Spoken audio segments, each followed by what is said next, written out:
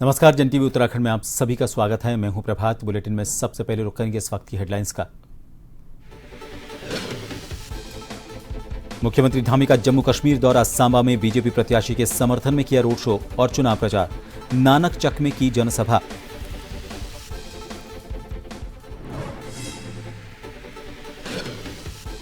आय से अधिक संपत्ति मामले में घिरे मंत्री जोशी। पूर्व सीएम हरीश रावत ने बोला तीखा हमला। गणेश जोशी भ्रष्टाचार के सर्वांगीणता के हैं प्रतीक।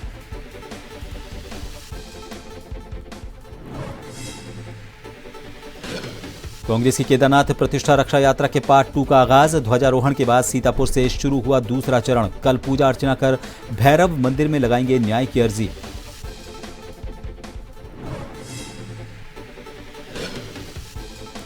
उत्तराखंड के केदारनाथ धाम की पैदल यात्रा को लेकर सरकार का फैसला। श्रद्धालु हेलमेट पहनकर करेंगे पैदल यात्रा।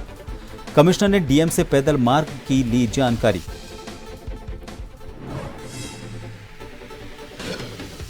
और उत्तराखंड के 7 जिलों में बारिश का रेड अलर्ट। 12 से 14 सितंबर तक भारी बारिश की चेतावनी। सभी जिलों के डीएम को अलर्ट रहने के निर्देश।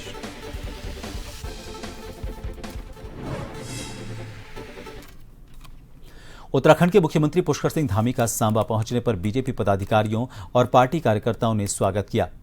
इस दौरान बीजेपी के राष्ट्रीय महासचिव और जम्मू कश्मीर प्रभारी तरुण चुग भी वहां मौजूद रहे। मुख्यमंत्री पुष्कर सिंह धामी ने रोड शो के साथ ही जनसभा को संबोधित किया। इसके साथ मुख्यमंत्री धामी बीजेपी प्रत्याशी के नामांकन में शामिल हुए। अपने संबोधन के दौरान मुख्यमंत्री पुष्कर सिंह धामी ने कहा कि जम्मू कश्मीर में होने वाला इस बार का चुनाव बहुत ऐतिहासिक होने वाला है, क्योंकि आजादी के बाद पहली बार जम्मू कश्मीर के लोग 2 झंडे 2 संविधान के नीचे नहीं बल्कि तिरंगे के नीचे बाबा अंबेडकर के संविधान के नीचे वोट देंगे।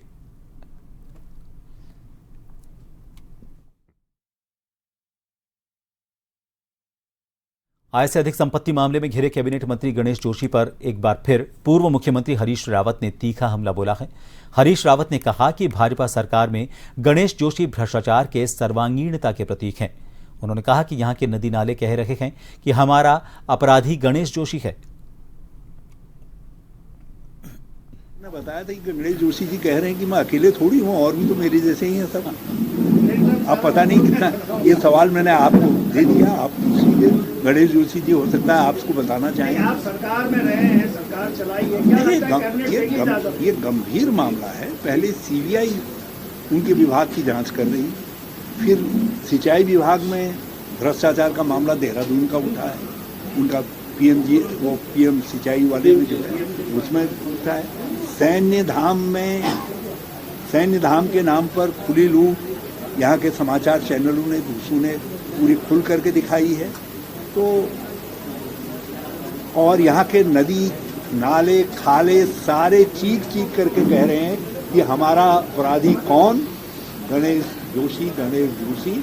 और ये नदी खाले ये भी कह रहे हैं कि धामी क्यों है इस पर मौत।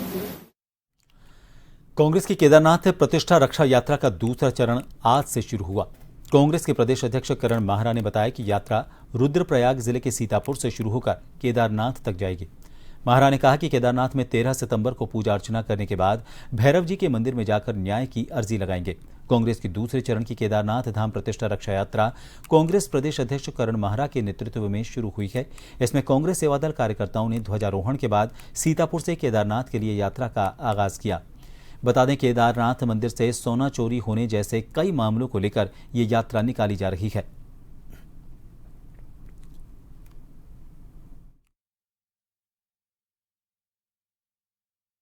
हम सीतापुर कल पहुंचेंगे और परसों सुबह झंडारोहण के बाद यात्रा हमारी गौरीकुंड से ऊपर को पदयात्रा स्टार्ट होगी। हम सभी लोगों को, वॉलंटियर्स को ले जा रहे हैं। स्वास्थ्य के दृष्टि से जो मजबूत लोग हैं वही वहाँ चल रहे हैं, हमने ये निवेदन भी किया है। और जो स्वास्थ्य की दृष्टि से थोड़ा कमज़ोर हैं या जिनकी एज हो गई है, हमने उनसे चॉपर्स से वहाँ पहुँचने की अपील की है। यात्रा जाएगी, कोई घटना घटेगी तो उनको सुरक्षित स्थान पर रोका जाएगा और जैसे ही मामला सही होगा तो आगे बढ़ेंगे। पर मुझे उम्मीद है कि यात्रा जब ये शुरू होगी तब तक माहौल ठीक हो चुका होगा और हम लोग सफलता से इस यात्रा को पूरा करेंगे। कार्यक्रम क्या रहेगा? कार्यक्रम हमारा 12 तारीख की सुबह हम लोग गौरीकुंड से पदयात्रा ऊपर को प्रारंभ करेंगे। हरिद्वार में कानून व्यवस्था के मुद्दे को लेकर कांग्रेस ने हल्ला बोल दिया। चंद्राचार्य चौक से परशुराम तक पैदल मार्च निकाला गया। इस दौरान पूर्व मुख्यमंत्री हरीश रावत समेत तमाम कांग्रेस के नेता और कार्यकर्ता मौजूद रहे। कांग्रेसियों ने राज्य सरकार के खिलाफ जमकर नारेबाजी की और लूट डकैती की बढ़ती घटनाओं और अपराधियों के ना पकड़े जाने को लेकर सरकार पर जमकर हमला बोला। हरीश रावत ने कहा कि शहर के बीचों बीच दिन दहाड़े डकैती हो जाना और इतने दिनों बाद भी अपराधी पुलिस की पकड़ से दूर हैं, ये चिंता का विषय है। प्रदेश में कानून व्यवस्था जल्द से जल्द बहाल होनी चाहिए। डकैतों को पकड़ा नहीं जा रहा है और नारे लग रहे हैं, लोग कह रहे हैं कि लूट का माल आधा आधा, ये सिद्धांत जो है ये आज की जो व्यवस्था है वो इस सिद्धांत पर काम कर रही है। तो ये सारी चीज़ें बड़ी दुखद हैं और बड़ी अफसोसजनक हैं। उसके खिलाफ कांग्रेस के लोग सड़कों पर इस मूसलाधार बारिश में उतर करके आए और दिन दहाड़े सबसे व्यस्त इलाके के अंदर डकैती पड़ती है, जहां दर्जनों पुलिस के लोग दल कार्यरत हैं, वहां डकैती पड़ती है और डकैती डाल करके चल देते हैं। इससे राज्य की में असुरक्षा की भावना बढ़ी है।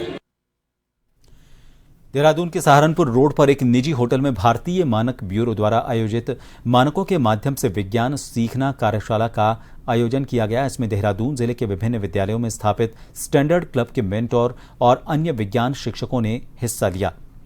बीआईएस देहरादून शाखा के निदेशक और प्रमुख सौरभ तिवारी ने कहा कि इस तरह की कार्यशाला का उद्देश्य मानकों में निहित विज्ञान का सार बच्चों तक पहुंचाना है, जिसमें शिक्षक महत्वपूर्ण भूमिका निभाते हैं।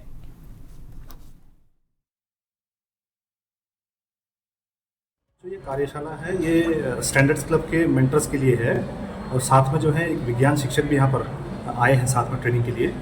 और जो कार्यशाला का जो विषय रखा गया है वो है साइंस एंड स्टैंडर्ड्स। साइंस और स्टैंडर्ड्स मीन्स साइंस में हम लोग जो डेली क्लासेस लेते हैं और जो क्लासरूम में हम लोग पढ़ाते हैं तो उसमें कैसे हम लोग जो है स्टैंडर्ड्स को बच्चों को समझा सकें इन लेमैन लैंग्वेज। तो उसके लिए जो है यहाँ पर ये कार्यशाला आयोजित की गई है और सभी लोग यहाँ पर जो आज की कार्यशाला है इसके तहत जो है लेसन प्लान्स यहाँ पर बताए गए हैं सभी को कि किस तरह से हम लोग जो है इनकॉर्पोरेट कर सकते हैं स्टैंडर्ड्स को अपने डेली टीचिंग में। उधम सिंह नगर जिले के अलग अलग 2 थाना क्षेत्रों में 2 युवकों ने सुसाइड कर लिया। पुलिस ने दोनों ही युवकों के शवों को पोस्टमार्टम के लिए रुद्रपुर भेजा है। पूरे मामले की जांच शुरू कर दी गई है।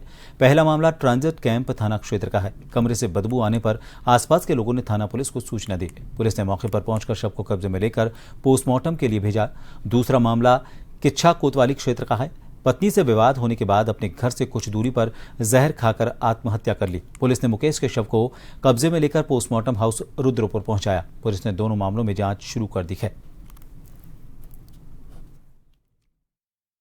इसमें एक घटना जो है किच्छा थाना क्षेत्र में हुई है, जिस व्यक्ति की एक खुले स्थान पर बॉडी मिली है, जिसमें पंचायतनामा और पोस्टमार्टम की कार्रवाई की जा रही है और मृतक के जो मृत्यु के कारण है उसके बारे में जो अभी तक जानकारी की गई है उसमें कुछ पारिवारिक कलह की बात प्रकाश में आ रही है। बाकी पंचायतनामा और पोस्टमार्टम में जो फैक्ट्स आते हैं उसके हिसाब से उसमें अग्रिम कार्रवाई की जाएगी। और दूसरी घटना जो है थाना ट्रांजिट कैंप में आज़ाद नगर वार्ड नंबर 7 क्षेत्र की है। यहाँ पे एक व्यक्ति जो कि लगभग पिछले 15 दिन से ट्रांजिट कैंप थाना क्षेत्र में रह रहा था, तो उसका रूम अंदर से बंद था काफ़ी समय से। तो पड़ोस में किसी ने सूचना दी कि रूम से बहुत ज़्यादा दुर्गंध आ रही है, तो उस सूचना पर पुलिस ने जाकर के खुद ही बॉडी को देखा अंदर से, तो वो हैंगिंग किए हुए पाया गया। और इसमें भी मृत्यु के कारणों को स्पष्ट करने के लिए पंचायतनामा और पोस्टमार्टम की कार्रवाई की जा रही है। इनके परिजनों को सूचित कर दिया गया है और इसमें भी घटना के कारणों की जांच की जा रही है। जो भी फैक्ट्स आते हैं उसके बेस पर अग्रिम कार्रवाई की जाएगी। बंदी गृह लोहा घाट की ऊंची दीवारों को फांदकर अभियुक्त के फरार होने से सुरक्षा व्यवस्था पर सवाल उठने लगे हैं। कैदी के भागने की जानकारी मिलते ही बंदी गृह में हड़कंप मच गया। जेल की सुरक्षा व्यवस्था पर सवाल खड़े हो रहे हैं कि आखिर इतनी ऊंची दीवारों, कटीले तार, बाड़ों और बंदूकधारी गार्डों के बीच बंदी कैसे भाग गया। पुलिस के मुताबिक अभियुक्त द्वारा हरे रंग की टी शर्ट और काले रंग का निकर पहना हुआ था। पुलिस ने जनता से अपील की है कि यदि किसी अभियुक्त या किसी व्यक्ति को ये दिखाई दे तो इसके संबंध में सूचना अगर किसी तरह की कोई मिलती है तो थानाध्यक्ष लोहा घाट को जानकारी दें।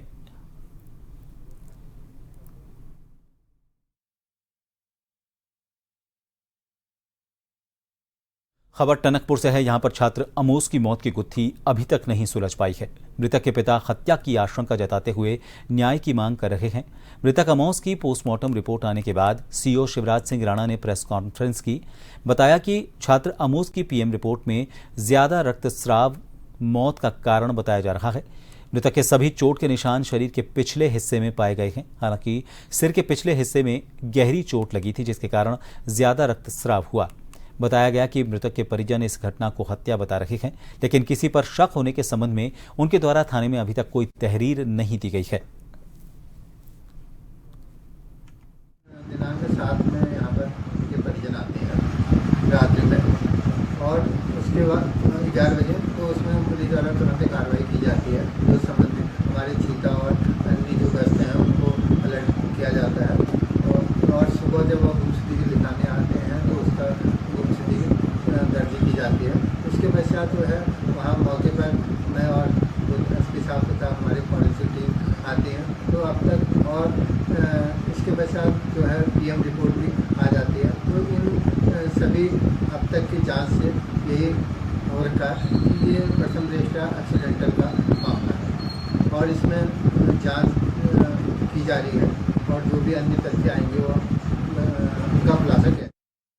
पहाड़ों में लगातार मौसम के बदलाव के चलते जोरदार बारिश हो रही है। नदी नाले सारे उफान पर आ चुके हैं। उत्तराखंड के जोशीमठ में नीति घाटी में सीजन की पहली बर्फबारी शुरू हो गई है। इससे यह घाटी बेहद खूबसूरत नजर आने लगी है। चारों तरफ बर्फ की चादर बिछ चुकी है। तापमान में भी काफी गिरावट दर्ज की गई है। इससे कड़ाके की ठंड महसूस होने लगी है। बद्रीनाथ धाम और श्री हेमकुंड साहिब की ऊंची चोटियों पर भी बर्फबारी हो रही है।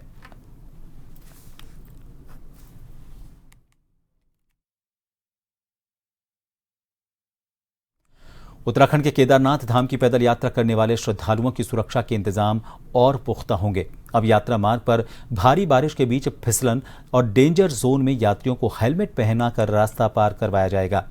यात्रियों की सुरक्षा और ऐसी जगहों पर सावधानी बरतने की जानकारी देने के लिए अनाउंसमेंट सिस्टम और अलर्ट लाइट का भी इस्तेमाल किया जाएगा। गढ़वाल के कमिश्नर विनय शंकर पांडे ने जिलाधिकारी सौरभ गढ़वाल से सड़क और पैदल मार्ग बहाली के लिए किए जा रहे कामों की रिपोर्ट ली। उन्होंने सोनप्रयाग और गौरीकुंड के बीच लैंडस्लाइड से प्रभावित इलाके में मास्क और हैलोजन लाइट लगाने के भी निर्देश दिए। उन्होंने कहा कि इस साल भारी बारिश के कारण यात्रा मार्ग पर बार बार लैंडस्लाइड हो रहा है। उन्होंने बताया कि अब तक मुख्यमंत्री ने मुआवजा और रास्ते के फिर से बहाली के लिए करीब 30 करोड़ रुपए मंजूर किए हैं। है कि सचिव आपदा की ओर से भी बहुत ही त्वरित कार्रवाई करते हुए लगभग 30 करोड़ रुपए की धनराशि भी इसकी सैंक्शन कर दी गई है। धनराशि की कोई कमी नहीं है और आपकी तरफ से भी पूर्ण सहयोग रहा। पूरी 30 करोड़ की धनराशि भी लोगों को प्राप्त हो गई है। सभी काम बहुत युद्ध स्तर पर किए जा रहे हैं। आज मुख्यमंत्री जी का स्पष्ट निर्देश था कि हम सभी इन दो अधिकारी और साथ में हमारे साथ पीडब्ल्यूडी के एलसी साहब भी आए हैं। हम सभी लोग आए थे। हम लोगों ने जाके स्पॉट विजिट भी किए हैं, सब दिखा है और माननीय मुख्यमंत्री जी को इसकी रिपोर्ट दी जाएगी। लगातार मुख्यमंत्री जी का केदारनाथ जी की यात्रा को सुचारू, सुगम और सुरक्षित बनाने के लिए जो निर्देश है उसका अक्षरशः पालन किया जाए। एक ब्रेक के लिए यहां रुकेंगे। आप देखते रहिए जन टीवी।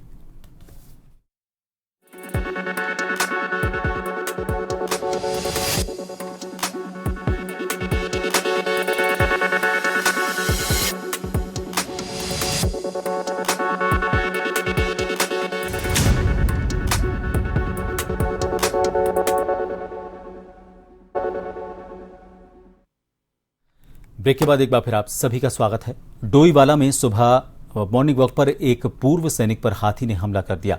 हाथी के हमले से घायल होने पर उन्हें हिमालय अस्पताल जॉली ग्रांट में भर्ती करवाया गया। घटनाक्रम के अनुसार झड़ोद निवासी सेवानिवृत्त कैप्टन अशोक वर्मा रोज की तरह मॉर्निंग वॉक के लिए निकल रहे थे। तभी वन सीमा से लगे मार्ग पर एक हाथी उन पर हमलावर हो गया। किसी तरह से भागकर उन्होंने अपनी जान बचाई। सूचना मिलने पर परिजन पहुंचे और उन्हें अस्पताल में भर्ती करवाया। हाथी द्वारा किसानों की फसलों को भी नुकसान पहुंचाया गया है। घटना की जानकारी मिलते ही लच्छीवाला वन रेंज के अधिकारी और कर्मचारी भी मौके पर पहुंचे। उत्साही ग्रामीणों ने वन चौकी का घेराव करते हुए नारेबाजी की।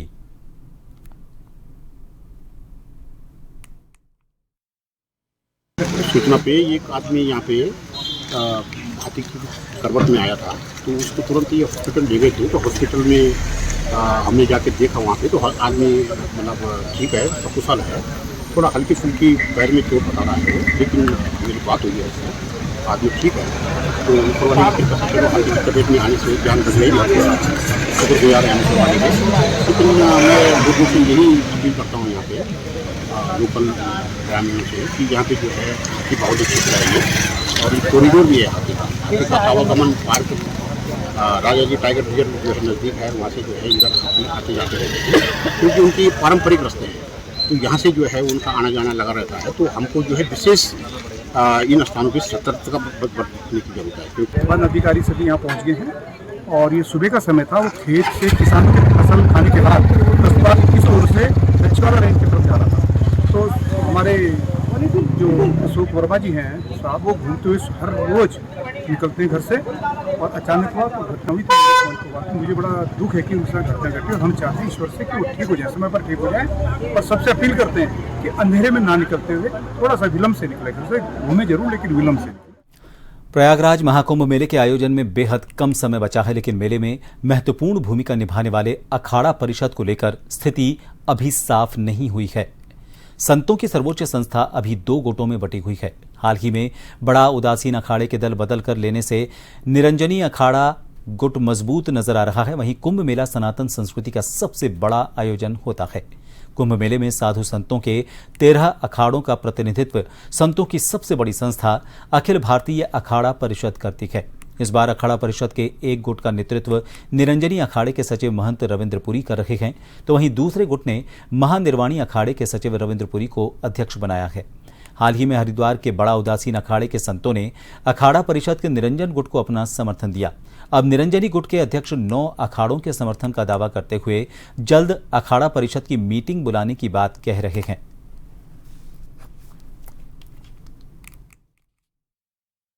खड़े होते हैं, और जब किसी पक्ष को जब जीत हो जाती है फिर सब एक हो जाते हैं। तो अभी हमारा जो बड़ा अखाड़ा है उन्होंने मुझे समर्थन दिया है। इसके साथ मैं आपको कहना चाहूँगा, मेरे साथ इसमें 9 अखाड़े हैं और हम सभी अखाड़े एक हैं। 13 के 13 अखाड़े हम एक हो जाएंगे, बहुत जल्दी एक हो जाएंगे, और सब मिल करके जो हमारा दिव्य और भव्य कुंभ की कल्पना है प्रयागराज के लिए, उसके लिए सभी रवाना हो जाएंगे। परिषद की जो मीटिंग होगी वो प्रयागराज में होगी, और हम सबसे अपील करेंगे, सबसे निवेदन करेंगे, सब अब एक हो जाएं। एक हो करके हम जो है प्रयागराज कुंभ के लिए हम काम करें।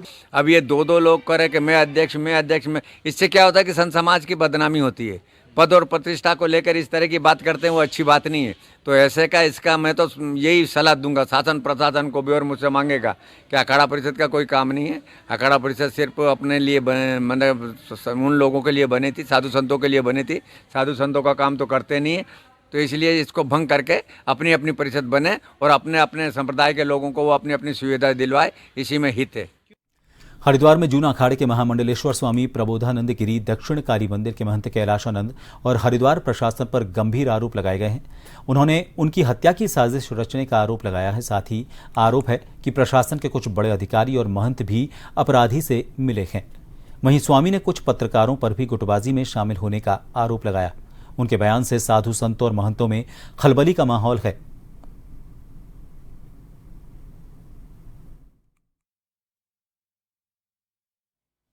पिछले दिनों से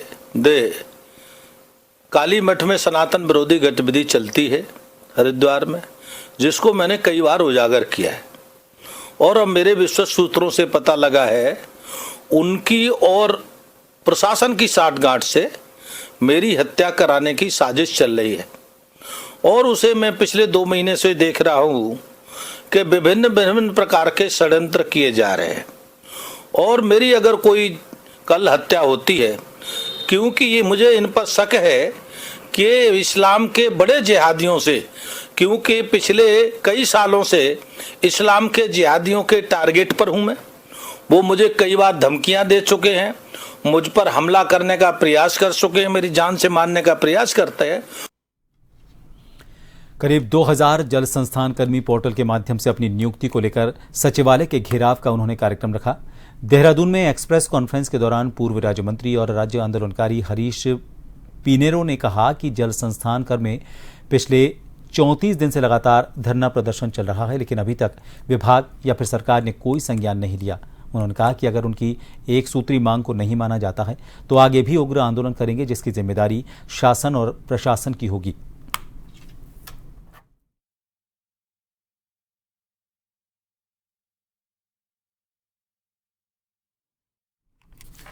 खबर लोहाघाट से है। चंपावत के लोहाघाट से खबर है। यहां पर बुधवार की शाम को पिथौरागढ़ नेशनल हाईवे पर बाइक और टिप्पर में भिड़ंत हो गई। हादसे में बाइक चालक का पैर लगभग कटकर अलग हो गया।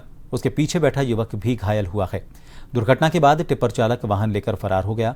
सूचना मिलने के बाद पुलिस मौके पर पहुंची और एम्बुलेंस को सूचना दी। काफी देर तक एम्बुलेंस नहीं पहुंची। इसके बाद सामाजिक कार्यकर्ताओं ने घायलों को निजी वाहन से अस्पताल में भर्ती करवाया।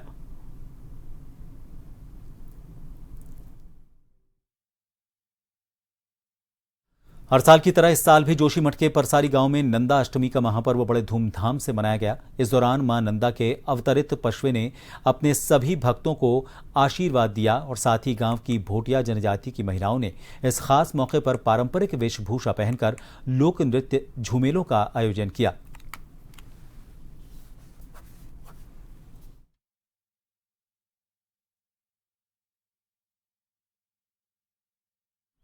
विकासखंड पोखरी के सेनाऊ में 10 दिवसीय पांडव नृत्य आयोजन किया गया। इसमें ग्रामीणों ने पारतोली में गढ़वाली चक्रव्यूह का मंचन किया। इसके लिए केदार घाटी मंडाण ग्रुप गुप्ता के लोक कलाकारों ने आचार्य कृष्णानंद नौटियाल के लिखित और निर्देशित महालोक नाट्य चक्रव्यूह का मंचन किया। इसमें गांव के कलाकारों का सहयोग भी लिया गया। मंचन का उद्घाटन बद्रीनाथ के विधायक लखपत बुटोला ने किया।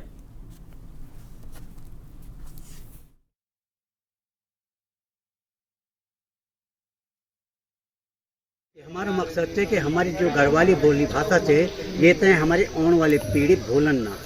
जब तक चक्रव्यूह को सवाल थे, अभी नौटियाल जी ने बताई कि घरवाली ये क्षेत्र में अभी गांव की तरफ हम केवल चौथा कार्यक्रम थे, लेकिन ये से पहले हम 1003 कार्यक्रम पूरा प्रदेश में बाहरी प्रदेशों में प्रस्तुत कर चुके हैं और लोग तय बहुत पसंद आई। अभी सबसे पहले 1995 में देहरादून परेड ग्राउंड में ये कार्यक्रम मंचित हुए छो और वे के बाद हम पूरा क्षेत्र में एक तक करीबन अपना 7-8 राज्य कवर करीन। और केदार घाटी मंडल की टीम एक तय करी कि हम गांव की संस्कृति गांव की ओर ले जाने के लिए एक पहल करें और उस पहल के तहत ये चौथा गांव है जिस गांव में हम आज आए हैं। यहाँ पर चक्रव्यूह मंचन करके हम यहाँ की स्थानीय जनता को उनकी स्थानीय धुनों जो लोक पर आधारित धुनें हैं उनसे परिचित करवा रहे हैं, क्योंकि कई लोगों के लिए वो लोक धुनें भूली बिसरी बातें हो गई है। लालकुआं में देर रात से भारी बारिश देखने को मिल रही है। जगह जगह शहरी और ग्रामीण इलाकों में जल भराव हो गया है। बरसात के हालात का जायजा लेने के लिए उप जिलाधिकारी तुषार सैनी और तहसीलदार युगल किशोर पांडे टीम सहित स्थलीय निरीक्षण करने के लिए पहुंचे। यहां उन्होंने लालकुआं क्षेत्र के कई इलाकों का निरीक्षण किया। 2 किलोमीटर और बिंदु खत्ता गौला नदी के किनारे के गांवों का भी निरीक्षण किया। इस दौरान उप जिलाधिकारी ने बताया कि फिलहाल बरसात से जल भराव की समस्या हुई है, नुकसान की कोई सूचना नहीं है।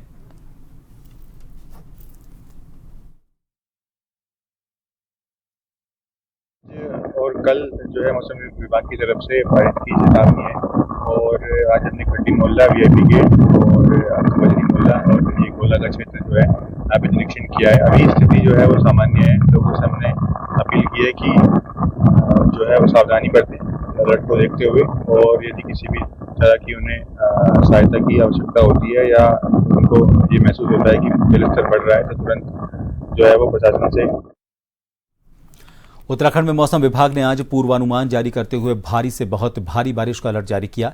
इसे देखते हुए देहरादून जिलाधिकारी के निर्देशों पर नगर मजिस्ट्रेट ने जिले के सभी कक्षा 1 से 12 तक के स्कूल और आंगनबाड़ी केंद्रों में अवकाश की घोषणा की, लेकिन दूधुली का मॉडर्न पब्लिक स्कूल जिला अधिकारी के निर्देशों का पालन नहीं कर रहा है।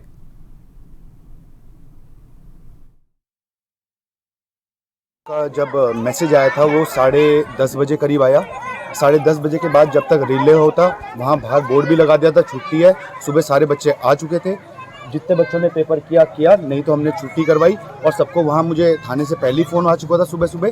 तो मैंने बच्चों को सारे के सारे जब तक बच्चे कलेक्ट हो रहे हैं और जा रहे हैं स्कूल की टाइमिंग क्या है? सर स्कूल की टाइमिंग है अराउंड 8 o'clock बच्चे आने शुरू हो जाते हैं। तो जब तक मैं आया तब तक बच्चे आ चुके थे, सारे के सारे स्टार्ट हो चुका था। मैंने वहीं रुकवाया, जितना मतलब पेपर किया था बच्चों ने किया, नहीं किया, मगर बच्चे जा चुके हैं। स्कूल का टाइम, पेपर का टाइमिंग है 11 बजे। मैंने 9 बजे बच्चों को चलाना शुरू कर दिया, बच्चे जा रहे हैं। इन सभी खबरों के साथ फिलहाल के लिए इस बुलेटिन में इतना ही। नमस्कार।